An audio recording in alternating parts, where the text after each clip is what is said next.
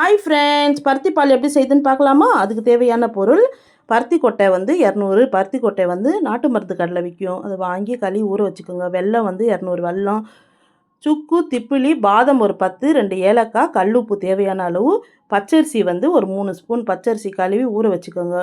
இந்த பருத்தி கொட்டையில் வந்து தேவையில்லாத டஸ்ட்டுலாம் இருக்கும், அதெல்லாம் எடுத்துட்டு நல்லா மண் இல்லாமல் அலசிட்டு மிக்ஸி ஜாரில் வந்து நல்லா தேங்காய் பால் எடுக்கிற மாதிரி 1 2மா அரைச்சி நல்லா பால் எடுத்துக்கோங்க ஃப்ரெண்ட்ஸ். ஒரு 3 வாட்டி இதை வடிகட்டி எடுத்துக்கோங்க. இல்லைன்னா வாயில் ஒரு மாதிரியாக திப்பி திப்பியாக ஆம்பிடும். நல்லா 3 வாட்டி வடிகட்டிக்கோங்க. இது ஒரு வாட்டி நீங்கள் செஞ்சு சாப்பிட்டு எப்படி இருக்குன்னு கமெண்ட்டில் சொல்லுங்கள் ஃப்ரெண்ட்ஸ். இது ஹெல்த்தியான ஃபுட்டு ஃப்ரெண்ட்ஸ், ஆரோக்கியமான உணவு ஃப்ரெண்ட்ஸ். இதை நல்லா வடிகட்டிட்டு 200 வெல்லம் வந்து 1½ டம்ளர் தண்ணி ஊற்றி நல்லா வெல்லம் கரையிற அளவுக்கு கொதிக்க விட்டுக்கோங்க. இந்த மிக்ஸி ஜாரில் வந்து அந்த 3 ஸ்பூன் பச்சரிசி, பாதம், ஏலக்காய் நல்லா பேஸ்ட்டாக அரைச்சிக்கோங்க. அரைச்சிட்டு இதை மறுபடியும் வடிகட்டிட்டு அடுப்பில் வச்சு நல்லா கொதிக்க விடுங்க. பச்சை வாசனை போகிற அளவுக்கு நல்லா கொதிச்சோன்னா இந்த அரைச்சி வச்ச அரிசி, பாதம், ஏலக்காயும் அதில் போட்டுக்கோங்க. நல்லா கிளறி விடுங்க.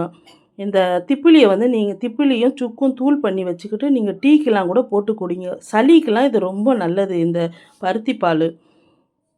அப்புறம் இந்த சுக்கும் திப்பிலியும் அதில் போடுங்க. போட்டு நல்லா கொதித்து வந்தோன்னே இந்த கரைச்சி வச்சிருந்த வெல்லத்தை வந்து அதில் ஊற்றுங்க. ஊற்றி உங்களுக்கு ஸ்வீட் பாருங்கள் எப்படி இருக்குதுன்னு.